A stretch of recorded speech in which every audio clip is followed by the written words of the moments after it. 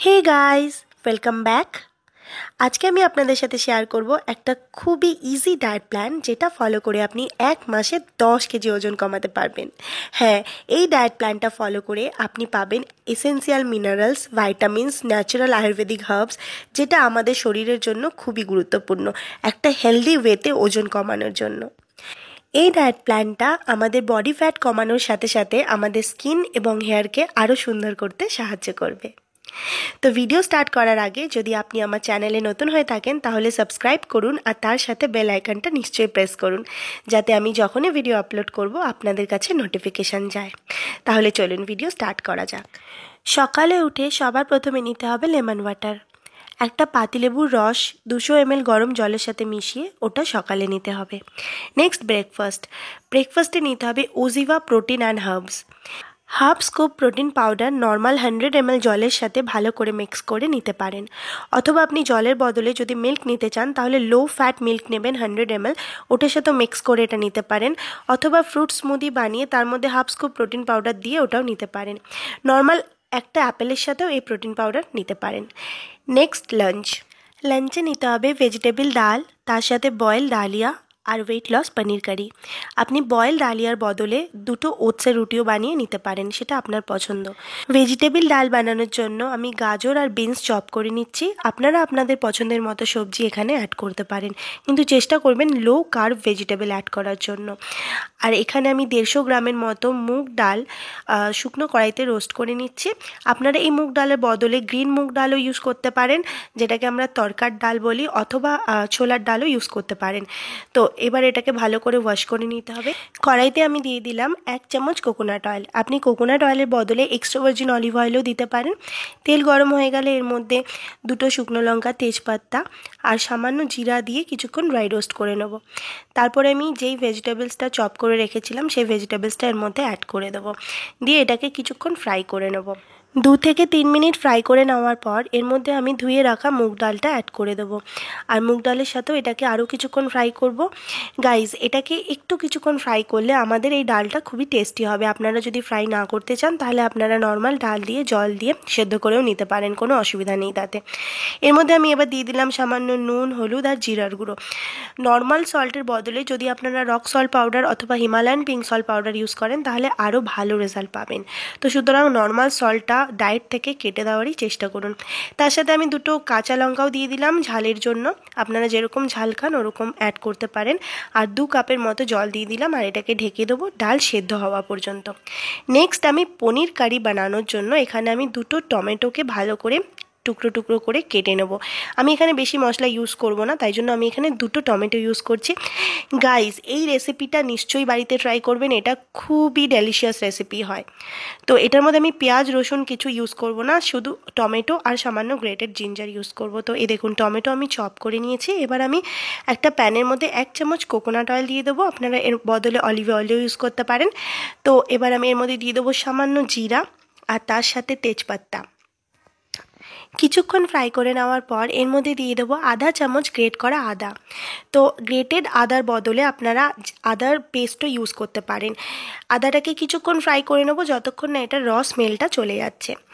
তো এই দেখুন আমি কিছুক্ষণ আদাটাকে ফ্রাই করে নেওয়ার পর এর মধ্যে আমি যেই টমেটোটা টুকরো করে কেটে রেখেছিলাম তার সাথে 2-3টে গ্রিন চিলি দিয়ে এটাকে দিয়ে দেবো। এবার টমেটোটা সফট হওয়া পর্যন্ত এটাকে আমি রান্না করব। তো এর মধ্যে সামান্য জল দিয়ে দিলাম, কারণ তেল খুবই কম ইউজ করেছি যাতে মশলাটা নিচে না লেগে যায়, তার জন্য জল অ্যাড করলে এটার টেস্টও ভালো থাকে আর মশলাও লেগে যায় না।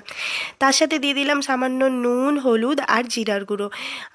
আর এর মধ্যে দিয়ে দিলাম সামান্য কাশ্মীরি লাল মির্চ পাউডার, এটাতে কালার হয়, ঝাল হয় না। আর এটাকে ভালো করে কষিয়ে নেব। 2 চামচ দইকে ভালো করে ফেটে নেব, আর আমি এটা এই মশলাটার মধ্যে অ্যাড করে দেবো। এই দেখুন মশলাটাও এখন ভালো করে ফ্রাই হয়ে গেছে, তো আমি দইটা এর মধ্যে দিয়ে দিলাম। আর তার সাথে দিয়ে দেবো 1 চামচ অর্গ্যানিক হানি। অর্গ্যানিক হানি দিলে এই সবজিটার টেস্টটা একটু এনহ্যান্স হয়, কারণ আমি নর্মাল চিনি ব্যবহার করছি না। চিনি একদমই ব্যবহার করবেন না। এবার আমি এর মধ্যে 200 গ্রাম পনিরের টুকরো অ্যাড করে দিলাম, আর এটার সাথে এটাকে কিছুক্ষণ ফ্রাই করে নেব। এই সবজিটা আমি 2 দিনের জন্য বানিয়ে রাখছি, তো আপনারা বেশি করে বানিয়ে ফ্রিজে রেখে দিতে পারেন, নেওয়ার সময় গরম করে নেবেন। এবার আমি এর মধ্যে দিয়ে দেবো 1 থেকে 1.5 কাপের মতো জল, আর এটাকে ঢেকে রেখে গ্রেভিটা ঘন হওয়া পর্যন্ত রান্না করব। আর এদিকে আমাদের ডালটাও রান্না হয়ে গেছে, যথেষ্ট ঘন হয়ে গেছে। তো এর মধ্যে আমি কুচনো ধনেপাতা অ্যাড করে দেবো, আর এটাকে আমি নামিয়ে দেবো। ডালটাও আমি 2 দিনের জন্য বানিয়ে রাখছি। মনে রাখবেন পোর্শন কন্ট্রোল খুবই ইম্পর্টেন্ট। নেক্সট ডালিয়া বানানোর জন্য 3 কাপ জলকে যখন ফুটে উঠবে ওর মধ্যে 1 কাপ ডালিয়া অ্যাড করে দিতে হবে, আর এটাকে লো ফ্লেমে রেখে 5 মিনিটের মতো ফুটাতে হবে। ডালিয়া হতে বেশি টাইম লাগে না, তো তার জন্য 5 মিনিট পরেই দেখবেন এটা ফুলে উঠেছে। আর দেখুন এটা যখন এরকম হয়ে যাবে তখন এটাকে ছাঁকনি দিয়ে ছেঁকে নিতে হবে। গাইজ, এটাকে ছেঁকে নিলে পুরো রাইসের মতো খেতে লাগে। ট্রাই নিশ্চয়ই করবেন। এই সবজিগুলো দিয়ে যখন আপনি এই ডালিয়াটা খাবেন মনে হবেন আপনি ভাত খাচ্ছেন।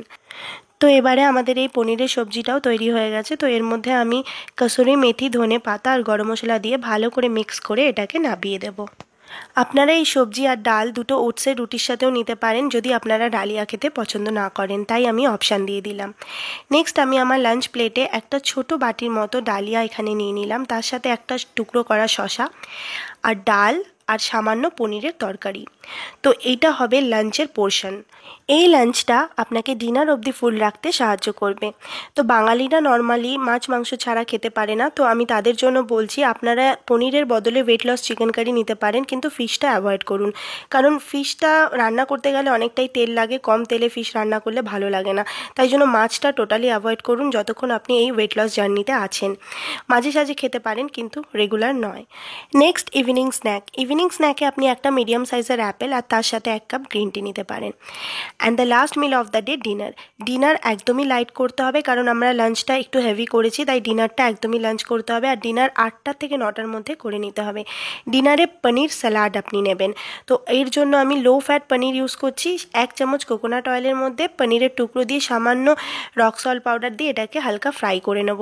আর এর মধ্যে কিছু কুচনো পেঁয়াজ, কাঁচা লঙ্কা দিয়ে এটাকে কিছুক্ষণ ফ্রাই করে নেব। গাইজ, এটাও খুব টেস্টি একটা খাবার হয়, এটা নিশ্চয়ই খাবেন। যারা নর্মাল পনির খেতে ভালোবাসেন না তারা এরকম ফ্রাই করে খাবেন, খুবই ভালো লাগবে। আর আমি এর মধ্যে দিয়ে দিলাম একটা কুচনো টমেটো। এবার এটাকে আরও কিছুক্ষণ ফ্রাই করে নিতে হবে। এটা খুবই ইজি আর কুইক একটা রেসিপি। লাস্টে আমি এর মধ্যে অ্যাড করে দেবো লেমন জুস, ভালো করে মিক্স করে নেব, আর আমাদের পনির স্যালাড তৈরি। তো যারা পনির স্যালাড খেতে তবুও পছন্দ না করেন তাদেরকে আমি বলবো একটু বেশি করে শসা নিয়ে একটা গ্রিন স্যালাড নিতে পারেন ডিনারে, অথবা চিকেন স্যুপ, পনির স্যুপ নিতে পারেন। এবার আমি এর মধ্যে অ্যাড করে দিলাম একটা টুকরো করা শসা, তার সাথে সামান্য rock salt powder, black pepper powder, ভালো করে মিক্স করে নিলাম। আর আমাদের গরম গরম পনির স্যালাড তৈরি। খুবই ডেলিশিয়াস হয়, ট্রাই নিশ্চয়ই করবেন। ভিডিওটি পছন্দ হলে এটিকে লাইক এবং বন্ধুদের সাথে শেয়ার করতে ভুলবেন না, কারণ আপনারা লাইক করলে আমি মোটিভেট হই আরও নতুন নতুন ভিডিও আনার জন্য। যদি বাংলায় আরও ভিডিও দেখতে চান নিচে কমেন্ট বক্সে নিশ্চয়ই জানান। প্রত্যেক দিন 30 থেকে 45 মিনিট পর্যন্ত এক্সারসাইজ করবেন, স্কিপিং, রানিং, যোগা যেটা আপনার পছন্দ। আর 3 থেকে 4 লিটার পর্যন্ত জল খাওয়া গুরুত্বপূর্ণ। আপনারা নর্মাল জলের বদলে ডিটক্স ওয়াটারও নিতে পারেন। এর রেসিপি আমার চ্যানেলে আছে, আমি এর লিঙ্ক নিচে ডেসক্রিপশন বক্সে অথবা ভিডিও শেষে দেখতে পারবেন। আবার দেখা হবে নতুন ভিডিওর সাথে। ততক্ষণের জন্য ভালো খান আর সুস্থ থাকুন।